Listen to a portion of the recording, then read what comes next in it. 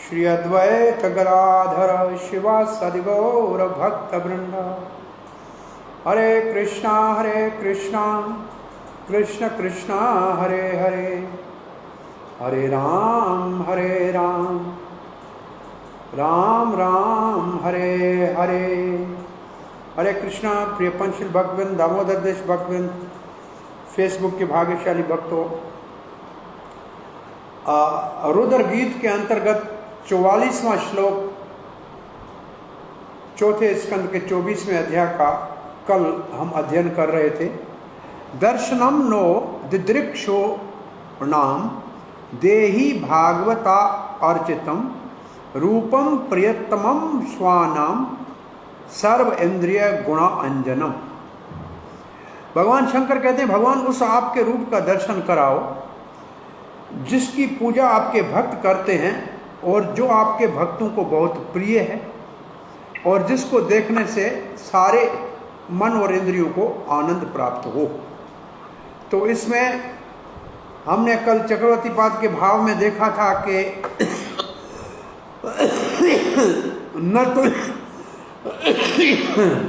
तो चाहिए विश्व रूप का दर्शन की इच्छा नहीं है और न ही ब्रह्म का ध्यान करना है। चाहिए हमारे को चतुर्भुज रूप। और नो, ये तो हम कल ये श्लोक तो पढ़ चुके थे, इसके बाद वाला श्लोक था हमारा, राइट। वो था 45 में 46 यहाँ पे हमने कर चुके थे, है ना, राइट। हाँ 45 46 उसी के 45 46 के अंदर हम थे, जहां हम बात कल कर रहे थे कि भगवान की अर्चना पूजा। ये श्लोक हमने पढ़ा था, आपको ध्यान हो कि भगवान के रूप का वर्णन है कि 4 हाथ वाला रूप हो भगवान आपका, उसका हमें दर्शन चाहिए। नाक बहुत सुंदर हो, कान बड़े सुशोभित हो। तो उसके अंदर प्रभुपाद जी ने कल लिखा था कि हमारी पूजा की विधि लक्ष्मी नारायण की पंचरात्रि का विधि है और वही विधि राधा कृष्ण के लिए जब विशेष रूप से करते हैं, सामान्य नए भक्तों के लिए तो राधा कृष्ण की पूजा भी लक्ष्मी नारायण के ही विधि विधान से करनी चाहिए जैसे पंचरात्रिक विधि में है। परंतु उत्तम कोटि के भक्त जो राधा कृष्ण की उपासना करना चाहते हैं भागवत विधि से, उसको कहते हैं राग मार्ग। और राग मार्ग वाले पूजा करने का अधिकार केवल वृंदावन के भक्तों को है। अब यहां से आज हमको शुरू करना था। प्रभुपाद जी लिखते हैं, राग मार्ग के भक्त कौन से होते हैं? वृंदावन के वासी गोपियां, माता यशोदा, नंद बाबा और ग्वाल बाल,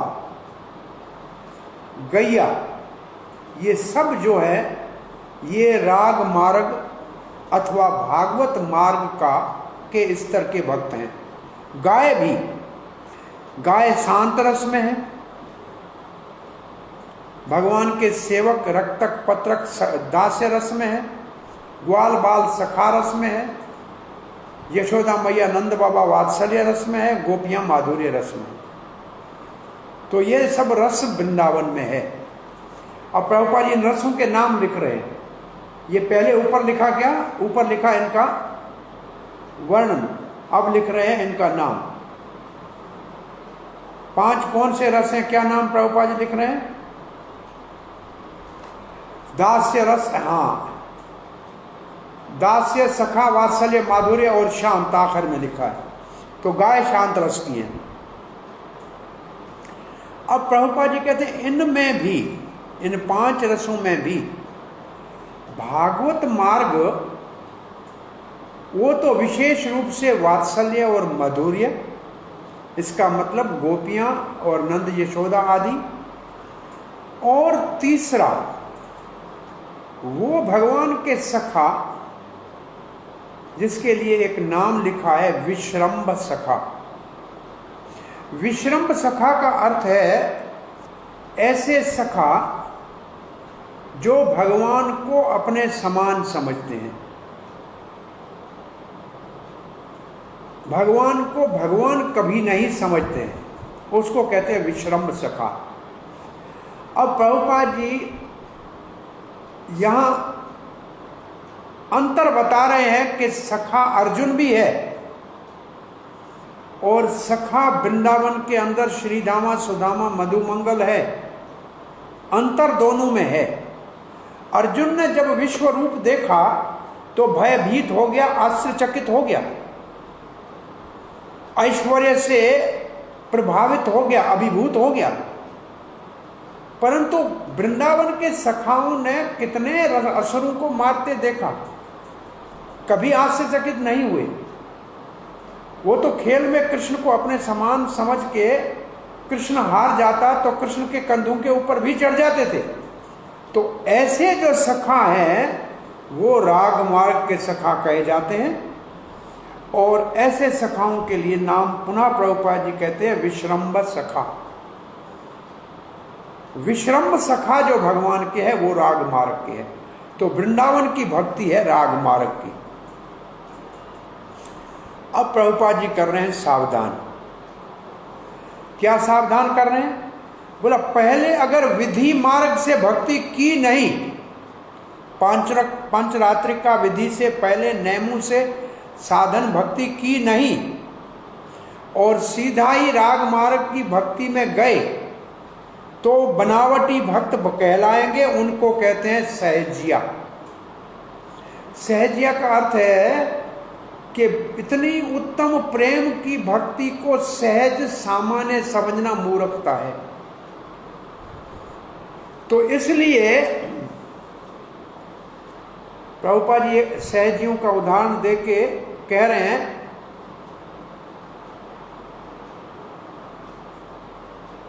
ऐसे लोगों के लिए जो कृष्ण की राग मार्ग की भक्ति को बहुत ही सामान्य बात समझते हैं, उनको प्रभुपाद कहते हैं ये असुरी प्रकृति के लोग कृष्ण की गोपियों की लीलाओं का नकुल करते और अपने काम वासनाओं को कृष्ण की लीला के रूप में करके अपने को तो नरक में डालेंगे।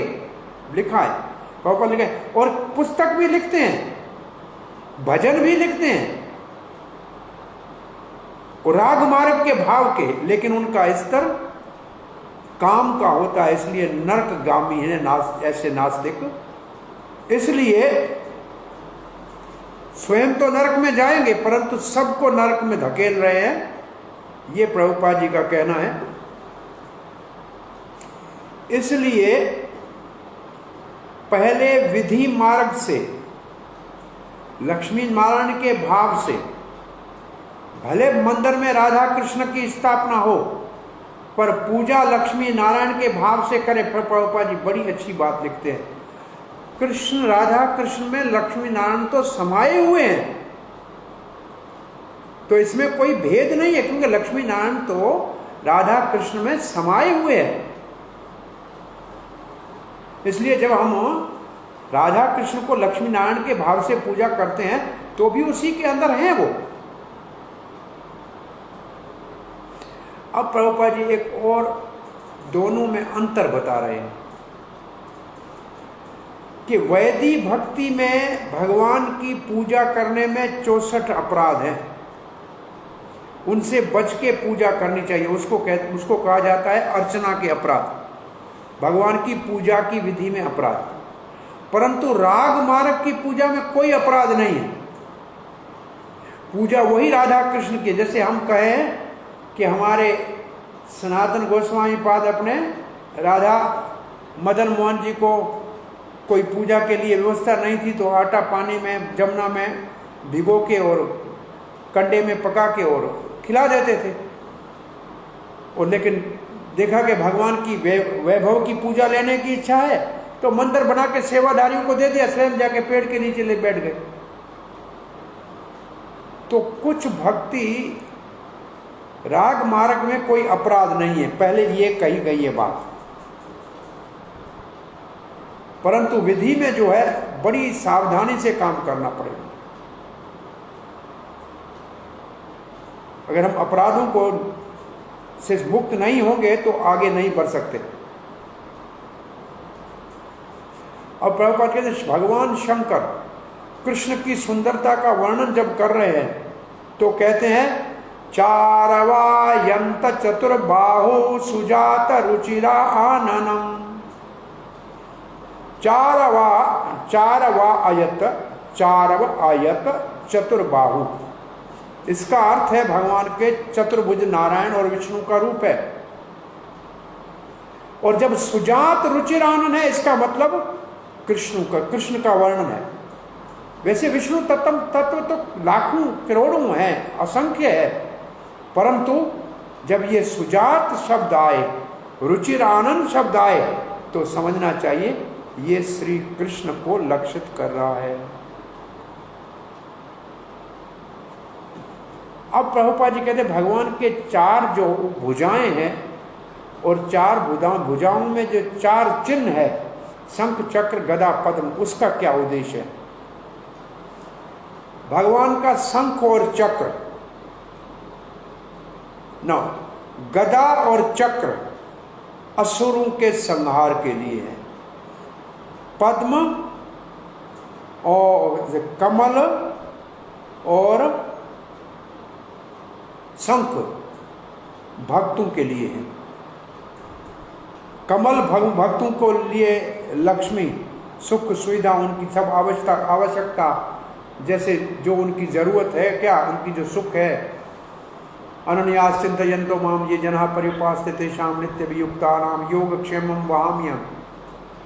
और शंख से भगवान अपने भक्तों की विजय की घोषणा करते हैं। जैसे कुरुक्षेत्र में कृष्ण ने 5 जने शंख बजाकर पांडवों की विजय की घोषणा कर दी। तो शंख और कमल भक्तों के रक्षण के लिए और गदा और चक्र असुरों के संहार के लिए है। ये प्रभुपाद जी इन 4 आयुधों का भगवान के हाथों में होने का वर्णन कर रहे हैं। अगर भगवान किसी असुर का वध भी करते हैं तो उनको ब्रह्म ज्योति में तो लीन करते ही हैं, मुक्ति तो मिलती ही है। ऐसी मुक्ति मिलती है जैसी योगियों को मिलती है, ज्ञानियों को मिलती है। वो मुक्ति तो असुरों को भी मिल जाती है, परंतु भक्त जो प्रेम से भगवान की सेवा करते हैं और राग मार्ग से जो सेवा करते हैं वो तो भगवान के गोलोक धाम में जाते हैं, और जो विधि मार्ग से करते हैं वो वैकुंठ में जाते हैं। अब प्रभुपाद जी लिखते हैं भगवान की सुंदरता को वर्षा से तुलना दी गई है, वृष्टि के साथ तुलना दी गई है। तो प्रभुपाद जी लिखते हैं जब बरसात की ऋतु आती है तो बहुत लोग उसमें सुख लेते हैं। हमने देखा है कि गर्मी है, ऊपर से बादल आ गया और वर्षा होने लगी तो लोग बड़े प्रसन्न होते हैं, और गांव में तो लोग बाहर निकल के बरसात का आनंद लेते हैं, सीधे चले जाते हैं। प्रभुपाद जी लिखते हैं तो भगवान का जो अंगों की सुंदरता है, सर्वांग सुंदरता जो है, कल आपके ग्रुप में चैट में वो मंत्र लिखा है किसी भक्त ने, और अच्छी तरह से उसको लिखा हुआ है। कल वाले मंत्र को आप लोगों ने पढ़ा था? किसी ने चैट में पढ़ा है कल वाला मंत्र? जी जी बिल्कुल। बहुत अच्छा मंत्र लिखा था, सबने पढ़ा है तो बहुत अच्छा है। ये है मंत्र आपका, और कल वाला गुम हो गया, आज नहीं आया। ओके, कल किसने लिखा था वो पढ़ेगा कोई? अपना क्या लिखा था? गोपाल चूड़ामणि। कस्तूरी तिलकम ललाटे, कस्तूरी तिलकम ललाटे, फिर कौस्तुभम नासाग्रे वर्मोतिकम वेणुकरे किंकणम। यही है ना प्रभु जी? इसी की बात कर रहे हैं आप? हाँ, यही मंत्र था। अब वो बात कर रहे हैं कि ये भगवान का जो रूप, जिसके वाणी से उच्चारण हो और मन की आंख से देख ले तो वो तपते हुए गर्मी में ठंडे बादल के बरसात की फुहारों की तरह अपने आप को शीतल कर लेगा। इसका अर्थ प्रभुपाद ने ये भाव लिखा है कि भगवान के अंगों की सुंदरता एक घनश्याम मेघ से दी गई है, बरसात के बादल से दी गई है, और भक्त उस सुंदरता का बड़ा आनंद लेते हैं और सारी सुंदरताओं का वही सार है। इसलिए सर्व सौंदर्य संगरम श्लोक में था। कस्तूरी तिलकम लटाते पटले बस्ते सले कौस्तवम नासाग्रे वरमोतिकम करतले वेणुकरे कंकणम सर्वांगे हरिचंदनम सुललितम कंठे च मुक्तावली गोपी स्त्री परिवेशितो विजते गोपाल चूड़ामणि।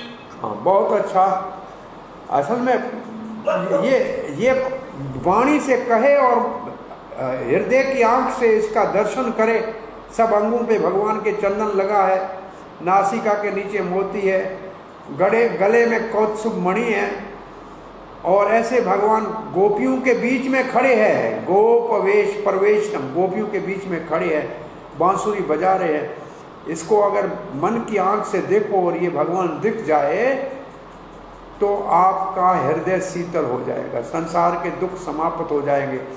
ये भागवत से शंकर जी के भगवान के रूप के वर्णन से आप इसको मन की आंख से देखने का प्रयास करो। अब प्रभुपाद जी कहते हैं भगवान इतने सुंदर है, इतने सुंदर है कि सारी भौतिक और आध्यात्मिक सुंदरता का आगार ही वो है। सब सुंदरता वहाँ से निकलती है, इसलिए भगवान सबको आकर्षित करते हैं। चाहे भौतिकवादी है वो भी आकर्षित होता है, या कोई आध्यात्मिकवादी है वो भी भगवान की ओर आकर्षित हो जाता है। प्रभुपाद जी ने कृष्णा का जब पुस्तक लिखा, वो अंग्रेजों के पाश्चात्य देशों में तो किसी को पता नहीं था। प्रभुपाद ने कहा ये जो फोटो है ना, इसको देख के सब आकर्षित हो जाएंगे। और इंद्रद्युम्न महाराज तो कहते हैं कि मैं तो एक कहीं लगी हुई थी निमाइश, एग्जीबिशन, उसमें गोपियों के बीच में कृष्ण को देखा, मुझे बड़ा आश्चर्य लगा। और वहाँ से मैं आया और फिर मेरे को कुछ 2 सन्यासी भक्त मिले 3, और उनसे मैंने पूछा तो उन्होंने कृष्ण के विषय में कहा। और जब उनसे बात ही कर रहे थे तो वो कहते, फिर उनको मैं घर लाया, जाके भोजन खिलाया, और उस वक्त मेरी तनख्वाह जो थी सबका सामान लाया, उन्होंने भोजन खाया, मुझे प्रसाद खिलाया, और वैसे मैं भक्त बन गया। तो कोई भौतिकवादी भी हो तो कृष्ण की ओर आकर्षित हो जाएगा, और आध्यात्मिकवादी तो वैसे भी कृष्ण से प्रेम करते हैं, भक्त तो प्रेम करते हैं। तो इसलिए भगवान को आप सर्व आकर्षक कृष्ण कहते हैं। प्रभुपाद लिखते हैं असुर भी आकर्षित हो जाते हैं कृष्ण की ओर,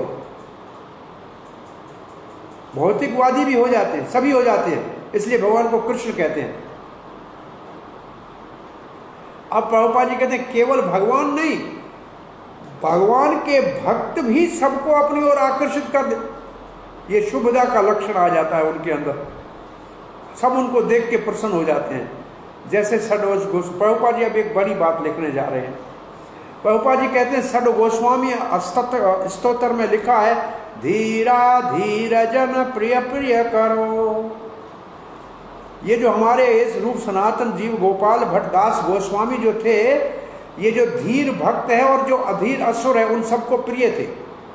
अब प्रभुपाद जी ने भगवान श्री कृष्ण को, असुरों को कृष्ण प्रिय नहीं था, परंतु 6 भक्त गोस्वामियों को जो नास्तिक थे अथवा ऐसे, वो भी उनसे प्रेम करते थे, जो भी वृंदावन में उस वक्त थे। इसका प्रमाण क्या है? सनातन गोस्वामी के तिरोभाव पे पूरे ब्रज मंडल के लोगों ने बाल मुंडवा दिए। इसलिए जो गुरु पूर्णिमा आती है उसी दिन सनातन गोस्वामी का तिरोभाव हुआ, उसको ब्रज में कहते हैं मूड़िया पूर्णिमा। पूरे ब्रज के सारे लोगों ने अपने पिता के समान समझ के बाल मुंडवा दिए थे। तो प्रभुपाद जी लिखते हैं भगवान, ये कितनी बड़ी बात है।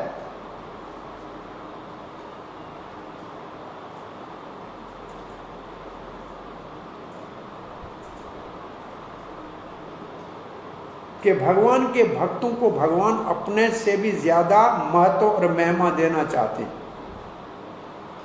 और उदाहरण दे रहे हैं, काम सब कुरुक्षेत्र में कृष्ण ने किया और नाम अर्जुन का विजय किसने प्राप्त की? अर्जुन ने। काम किसने किया? कृष्ण ने। और भीष्म पितामह से उपदेश दिला के युधिष्ठिर को सब संत महात्माओं के बीच में भीष्म की महिमा कर दी। तो ये भगवान की एक विशेष विलक्षण भक्तों से प्रीति का आदान प्रदान है। काम कृष्ण करते हैं और नाम भक्तों का होता है। और प्रभुपाद ने फिर भगवत गीता से निमित्त मात्र कह दिया सवे साचन। अर्जुन तुम तो निमित्त मात्र बनो, काम मैंने पहले ही कर दिया है, ये सब मर चुके। अब प्रभुपाद जी हमारे लिए लिख रहे हैं, हम सब काम तो चैतन्य महाप्रभु ने पहले ही कर दिया है कि जितने नगर ग्राम है सब जगह हरे कृष्ण कीर्तन होगा। पृथ्वी त्याचे यत्र नगरादि ग्राम सर्वत्र होय मोय नाम प्रचार मोय नाम। सारी दुनिया के नगरों में शहरों में कृष्ण नाम का प्रचार होगा, ये तो होगा। अब प्रभुपाद जी लिखते हैं, जो गंभीर और उत्सुक भगवान चैतन्य महाप्रभु के भक्त हैं, महिमा उनको प्राप्त होगी। काम चैतन्य महाप्रभु ने कर दिया है, नाम होगा उस भक्त का जो मंदिर निर्माण करेगा, जो कीर्तन करेगा, जो लोगों को भक्त बनाएगा, नाम उसका होगा। लेकिन काम कृष्ण ने कर दिया। ये है सर्व सौंदर्य संग्रह का अर्थ। अब हम 47-48 श्लोक आज पढ़ने जा रहे हैं। प्रीति प्रहस्त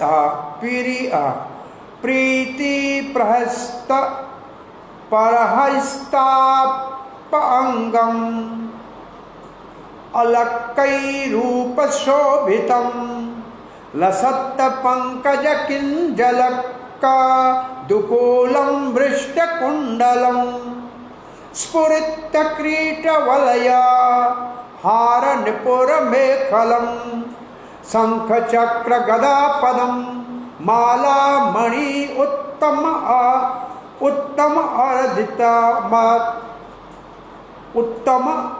अरधिमत रिधिमत उत्तम रिधिमत। अब क्या इतना बड़ा शंकर जी, इसको इसलिए शंकर महावैष्णव हैं। प्रीति प्रहसित, प्रीति का मतलब कृपा करके, मुस्कुराते हैं जब आप, पर हसित मुस्कुराना, और फिर अपांगम, अपांगम का मतलब जो भगवान खड़े होते हैं ऐसे अपने राइट साइड पे बांसुरी को अधरू पे करते हैं, और जो उनकी वाम आंख होती है लेफ्ट आई, और उसको थोड़ी टेढ़ी करके ऐसे गोपियों की ओर देखते हैं, उसको कहते हैं कटाक्ष। अपांग का अर्थ है कटाक्ष। जो कृपा करके अपने प्रेमी भक्तों के ऊपर कृपा कटाक्ष, एक पूरा राधा कृपा कटाक्ष अस्तोत्र है, ऐसे कृष्ण कृपा कटाक्ष। तो कृष्ण मुस्कुराते हुए कृपा की कटाक्ष करते हैं, कितनी सुंदर है वो। अलकई रूप शोभितम, अलक कहते हैं भगवान के घुंघरालू बाल को।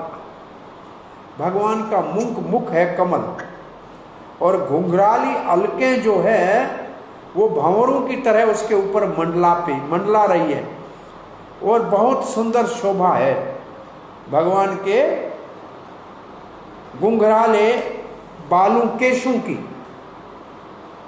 ये केश भगवान के बहुत सुंदर है। लसत पंकज कंजलिक, लसत पंकज कंजलिक, चमक रहा है। लसत का मतलब चमकना, और कंजलिक, कंजलिक और पंकज, पंकज है कमल के अंदर से जो सौरभ निकलती है, सैफरान लिखा है प्रभुपाद ने, वो जो सुगंध निकलती है बहुत, वो चमक रही है। दुकूलम वृष्टकुंड, दुकूलम ये दुकुलम शब्द जो है ये भगवान की ओतरी के लिए है, जो ऊपर कपड़ा है जिसकी दो किनारे हो उसको दोकुलम कहते हैं। देखो गोपियों के लिए भी शब्द आता है दोकुलम चोरम, ब्रजे प्रसीदम नवनीत चोरम ब्रज अंगना नाम दुकुल चोरम। दुकुल चोर का मतलब है कि भगवान गोपियों के ओढ़नी वाला वस्त्र जो ओतरी की तरह, चादर की तरह जिसकी दो किनारे होती है, उसको चुराते हैं। तो दो कुलम मतलब दो किनारे वाला वस्त्र। जैसे आपने देखा कंधे के ऊपर ओतरी रखते हैं, उसके दो किनारे होते हैं, तो दो किनारे वाला मृष्टा का मतलब वस्त्र। वो कैसा है? चमक रहा है। कैसे चमक रहा है? जैसे केसर उड़ रही है।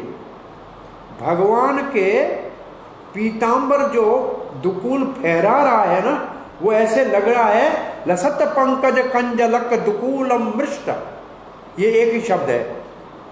वो पीला पीतांबर फहरा रहा है, वो ऐसे लग रहा है कि पीली केसर कस्तूरी उड़ रही है, चमक रही है। फिर लिखा है कुंडलम स्फुरित क्रीट वलया, कानों में कुंडल है, स्फुरित क्रीट, और सर के ऊपर बहुत चमकने वाला मुकुट पहना हुआ है। वलय, हाँ, हाथों में कंगन है, हार, गले में हार है, कौत्सव माला है, और गले में हार है, कौत्सव माला है, और माला वैजंती माला है। निपुर, पाँव में निपुर है, पायल है, मेखलाम, कमर में मेखला बांधी है, पट्टा, कमर में करधुनी बंधी हुई है। शंख चक्र गदा पदम, भगवान अगर चतुर्भुज है तो चार आयुध हैं, नहीं तो भगवान के हाथों के ऊपर ये चार प्रकार के चिन्ह होते हैं, शंख चक्र गदा पद्म का। ये चारों चिन्ह भगवान के चरणों में तो है ही, भगवान के दोनों चरणों में ये चिन्ह हैं, और हाथों में हो तो महापुरुष की पहचान है। माला मणि, और भगवान के गले में बहुत सुंदर माला, बहुत अच्छा दुपट्टा, और उत्तम उत्तम आभूषण गले में डाले हुए हैं। ये भगवान की सुंदरता का वर्णन यहाँ भगवान शंकर कर रहे हैं।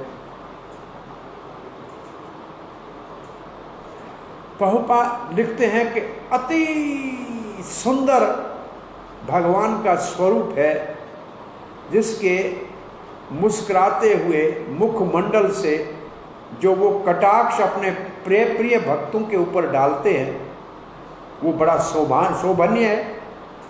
भगवान के काले गुंगराले बाल और उसका पीला पीतांबर जो हवा में फहरा रहा है, वो तो क्या केसर के,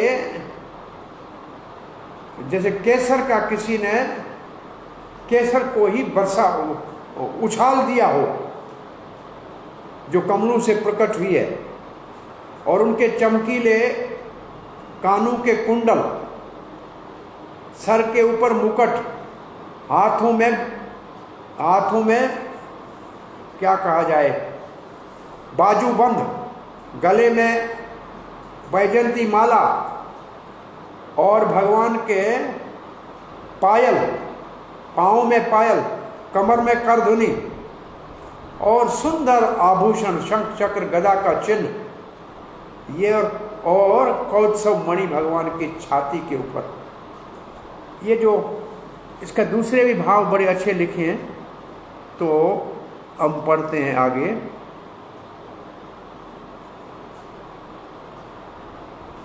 बोले कटाक्ष से क्या भाव है?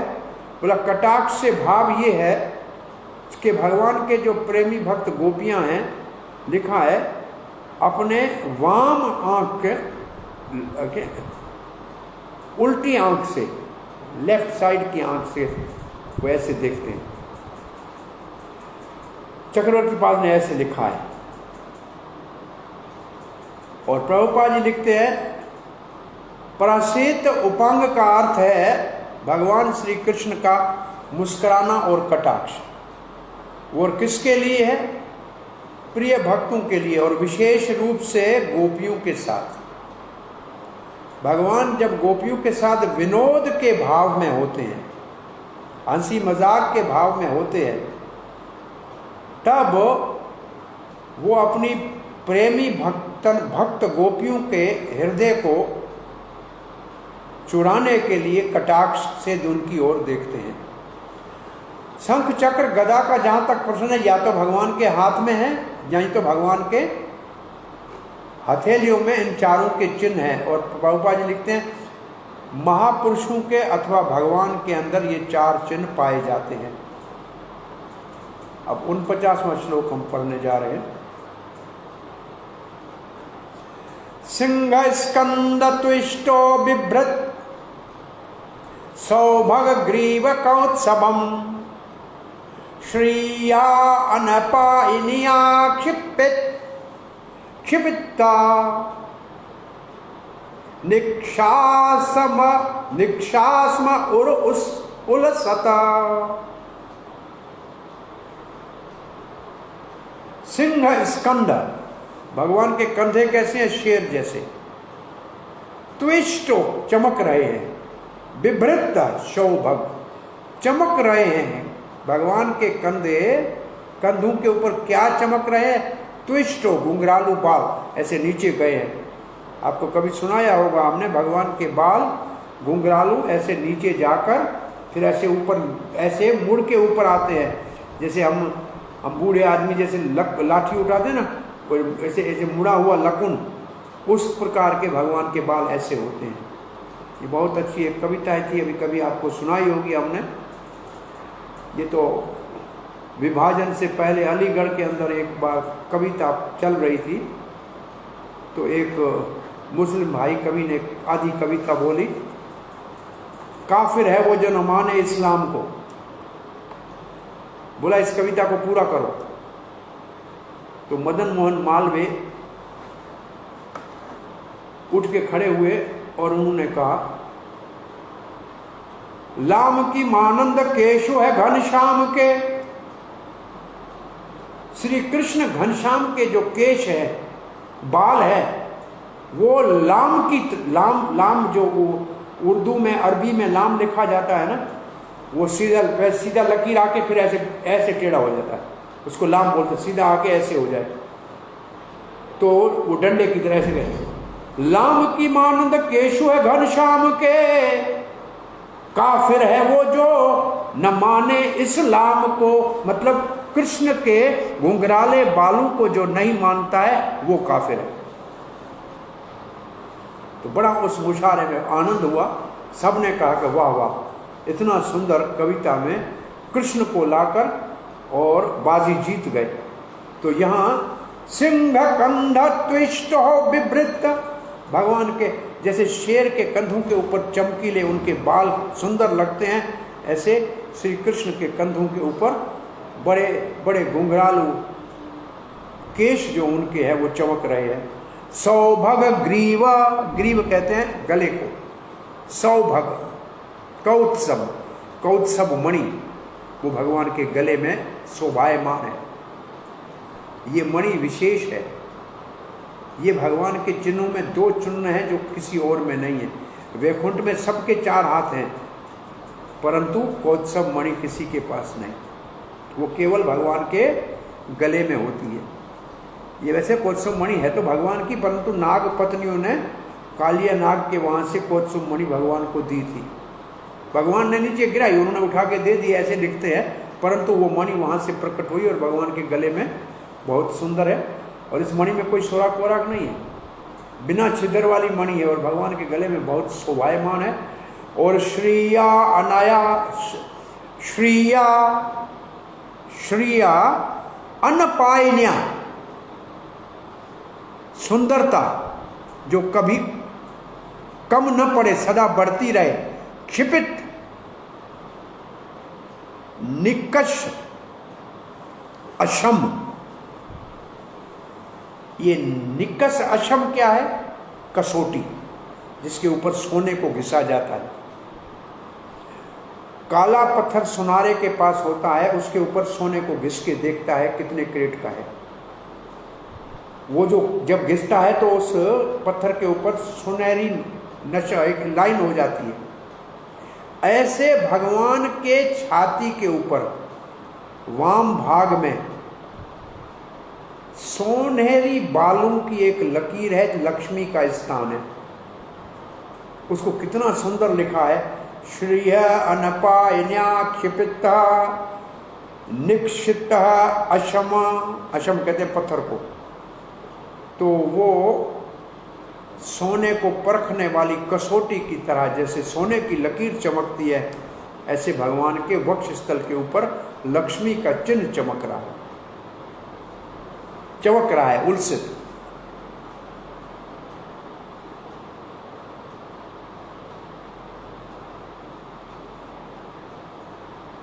तो भगवान के कंधे कैसे हैं?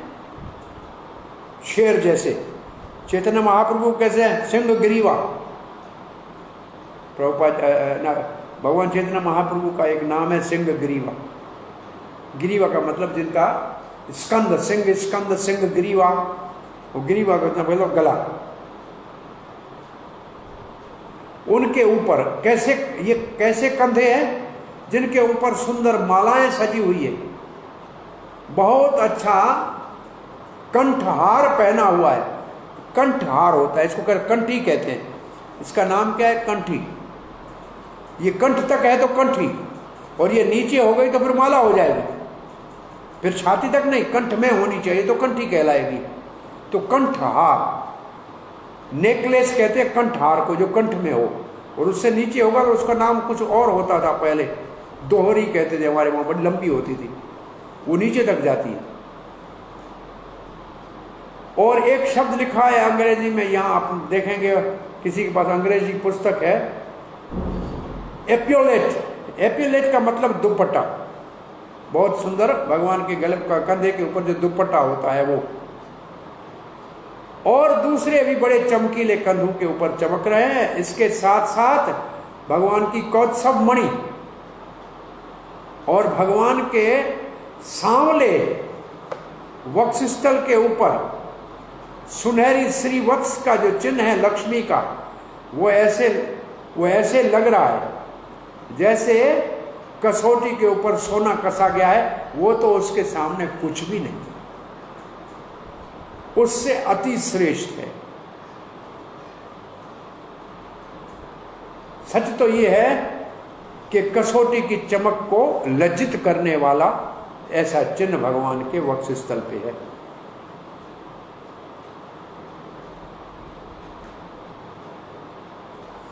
बोला कंधे क्यों चमक रहे हैं? बोला कंधों के ऊपर ये एयरिंग जो आ रहे हैं ना, नीचे कुंडल, ये बड़े चमक रहे हैं। वैसे तो ये लिखा है कि कृष्ण इतना चमकता है कि जो आभूषण है वो कृष्ण की चमक से ज्यादा चमकते हैं। हम आभूषण पहन के सुशोभित होते हैं, और भगवान के ऊपर आभूषण जब पहराए जाते हैं तो आभूषण सुंदर लगते हैं। भगवान इतना सुंदर है। प्रभुपाद जी पहले लिखते हैं कि भगवान के कंधों के ऊपर घुंघरालू बाल है, वो उसके लिए प्रभुपाद ने कहा वेरी वेरी ब्यूटीफुल अपीयर, वो बहुत अति प्रिय लगते हैं। जैसे शेर के कंधों पे है ना, ऐसे ही कृष्ण के कंधों के ऊपर। और कृष्ण के कंधों के ऊपर तो कंठहार है, वैजयंती माला है, कौत्सव मणि है, और इनके साथ ये जब भगवान के गले में है तो फिर शेर के कंधों का तो तुलना कहाँ करेंगे, वो तो बेचारा मारा गया। ऐसे भगवान की छाती के ऊपर जो श्रीवत्स का चिन्ह है, वो लक्ष्मी जी का जो स्थान है, उसकी जो सुंदरता है वो कसौटी के ऊपर चमक है ना, उसको लज्जित करने वाली है।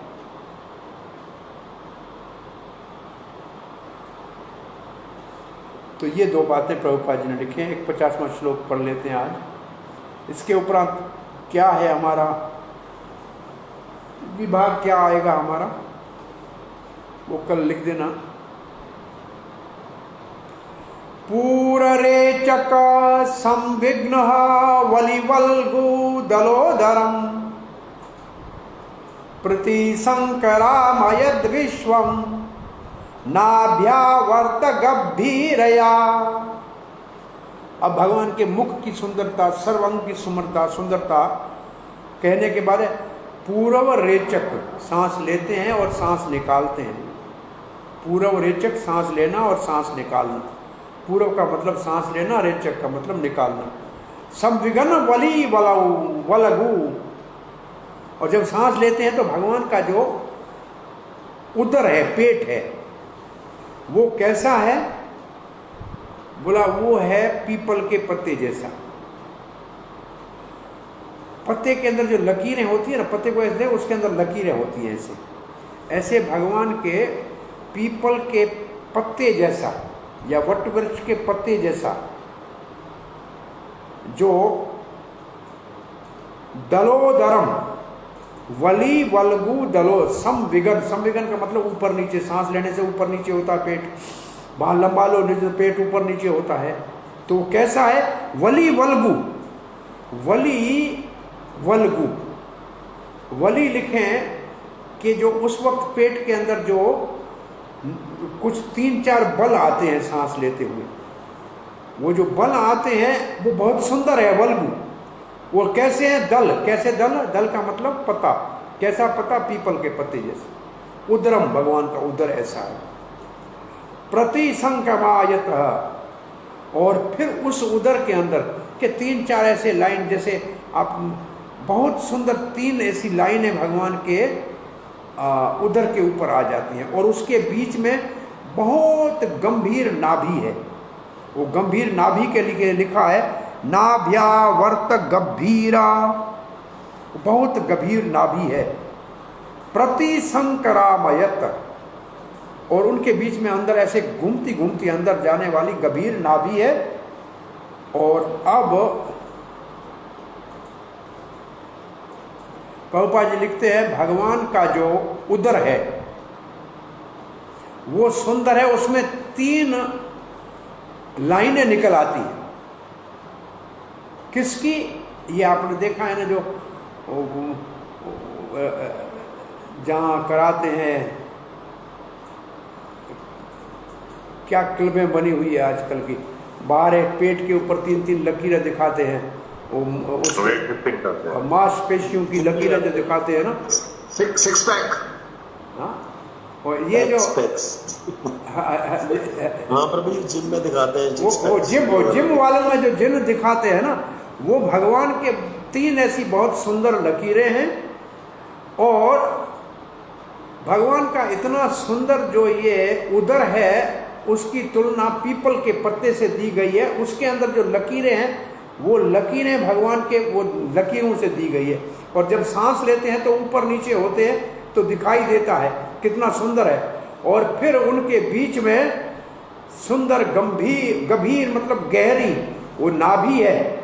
और कैसी वो नाभि है? प्रभुपाद ने कहा वो नाभि है जिसमें से पूरा जगत निकला है और सब उसमें समाना चाहता है पुनः। इसका भाव ये है कि वो वही नाभि है जिससे ये सृष्टि, जिससे ये ब्रह्मा बना, और जब प्रलय होगी तो सब उसी के अंदर चला जाएगा। ये हम दामोदर अष्टक में इसको कैसे पढ़ते हैं? अंतिम श्लोक में कोई पढ़ेगा इसको? तब उदारा अर्थ विश्वस्य धामिने नमो राधिकाय तवदीय प्रिय। ये है ना? हाँ, क्या है? कौन सा? नमो राधिकाय प्रिय प्रियाय। फिर नहीं, इससे पहले वाला, इससे पहले लाइन, नमस्ते अस्तु दामिने स्फुरिदामिने, फिर सौदारा विश्वस्य धामने, नाथ विश्वस्य धामने, नमो राधिकाय त्वदीये प्रियाय, नमो अनंत लीलाय तुभ्ये नमः। नमो अनंत लीलाय। बस। तो जो वहाँ लिखा है उदर विश्व धाम, जो आपका उदर है, पेट है, वो पूरे विश्व का धाम है। तो ऐसा नहीं है कि यशोदा ने आपकी कमर में रस्सी बांधी है, पूरे संसार को बांध दिया है, क्योंकि सारा संसार तो आपके पेट में पड़ा है। तो यहाँ नाभि को विश्व की उत्पत्ति और विश्व के संहार और समाप्ति भी वहाँ होती है और उत्पत्ति भी वहाँ होती है, उससे तुलना दी गई है। ये प्रभुपाद जी का भाव है।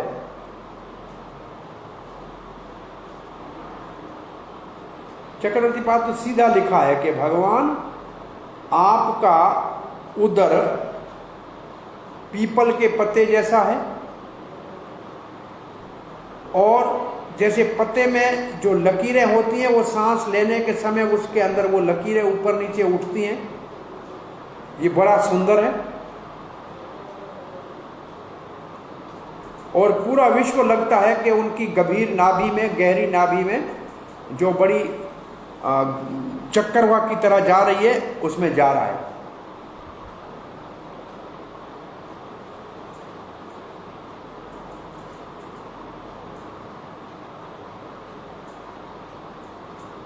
प्रभुपाद जी लिखते हैं पूरा विश्व उस कमल के डंडी से उत्पन्न हुआ है जो भगवान की नाभि से निकली, और उस डंडे के ऊपर हुआ कमल का फूल जिससे ब्रह्मा जी प्रकट हुए, जिससे पूरे सृष्टि हुई संसार की। और भगवान की नाभि इतनी गहरी है और इतनी गंभीर है कि लगता है पूरा विश्व उसमें समा जाएगा, दोबारा चला जाएगा, और जाता है। क्यों जाता है विश्व? बोले भगवान की सुंदरता उनको आकर्षित करके ले जाती है। और ये भगवान की नाभि और भगवान के उदर के ऊपर जो लकीरें हैं वो सांस लेने के समय जो सुंदर लगती है, उनकी महिमा क्या कहें। ये भगवान के सुंदर अंगों का वर्णन है। और प्रभुपाद जी कहते हैं इस बातों को निराकारवादी कैसे जान सकते? उन विचारों को भगवान का रूप नहीं, रंग नहीं, तो कहाँ उनको पता लगेगा कि ऐसे भगवान की नाभि भी हो सकती है। परंतु शंकर जी ने, भगवान भोलेनाथ ने ये प्रार्थनाएं करके उन निराकार निर्विशेषवादियों को वंचित कर दिया। ये बेचारे निराकारवादी शंकर जी की पूजा तो करते हैं। इन सारे निराकारवादी सन्यासियों को शंकर के उपासक माना जाता है, परंतु वो भगवान शंकर की इन प्रार्थनाओं को न पढ़ते हैं, न समझते हैं, न समझने का प्रयास करते हैं।